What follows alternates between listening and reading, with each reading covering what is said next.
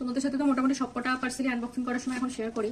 তো এটা এসেছিল আমার এক্সামের টাইমে, তো তখন আর আনবক্সিং করা হয়নি। এত দিন ধরে পড়েছিল, অলমোস্ট 2 থেকে 3 সপ্তাহ হতে যায়, কাজের চাপে খোলা হয়নি। তাই ভাবলাম চলো আনবক্সিং করে তোমাদের সাথে দেখাই কি আছে। কেউ গেস করতে পারছো?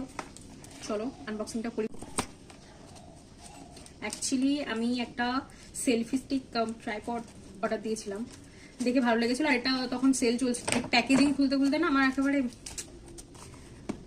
বক্সটা একটু আমার জন্যই তুবড়ে গেছে। তো যাই হোক, আর এর সাথে একটা ম্যানুয়াল দিয়েছে, যেটা আমি পড়ি না, পড়ার বই পড়ছি না, আমার ম্যানুয়াল বিলাসিতা। আর একটা চার্জার দিয়েছে চার্জ করার জন্য।